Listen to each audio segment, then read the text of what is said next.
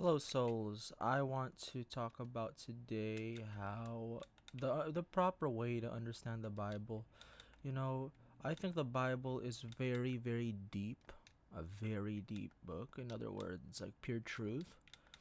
But at the same time, I think that we don't understand it right because we don't know how to read it right. A lot of people take it on surface level, right? Like this. But then they skew it and they say, well, it's only physical or it's not have any deep true meaning, or they take it in a they skew it. You see what I'm saying? Instead of taking it head on in a spiritual physical way, metaphysical rather, they kind of take it in a way that is like a little bit like if it says 1 plus 1 equals 2, they'll say 2 equals 1 plus 1. You know what I mean? Or 2 is equal to 1 plus 1. So they'll kind of take it, but they'll kind of see it wrong. They'll kind of twist it to their human rational mind. Now, here's what I think. I think that it's possible that the Bible might be kind of its own, like, you know, uh, I think that the Bible might be literal. Like, it might be literal, but you have to understand it right only. That's how I think it might be.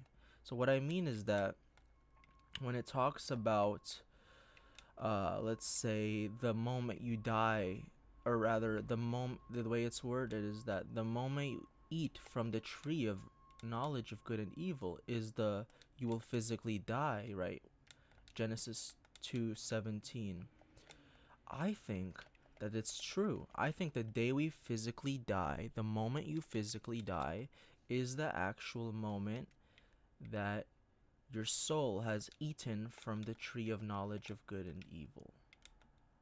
Now, what is the tree of knowledge, good and evil? I haven't looked into it much. I'm not an expert yet.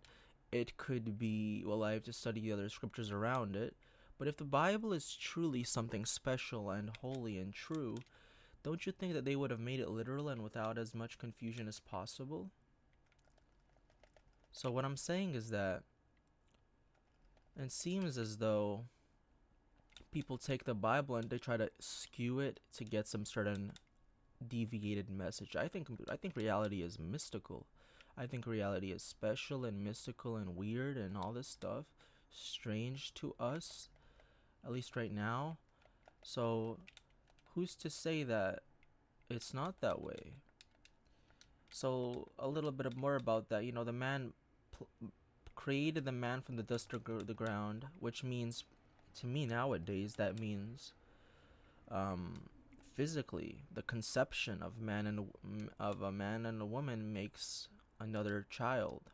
I think that's what it means, the dust of the ground, and the breath of life is the breath of life. It's not necessarily the soul. It's the actual breath of life. It's like you breathe, right? Or, the life connection within the body, because you lose that and you die physically. So some kind of just innate physical life force. And I think that afterwards it says, you know, um, the man created the man, breathed into him the breath of life. So that's the physical body. But then later on, when it talks about how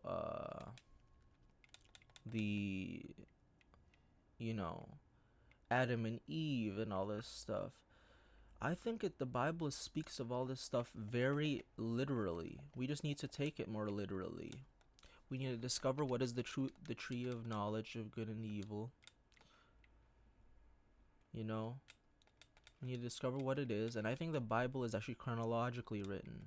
We see it as sometimes the past or something like this, and I think that it's more of like a allegorical sort of depiction of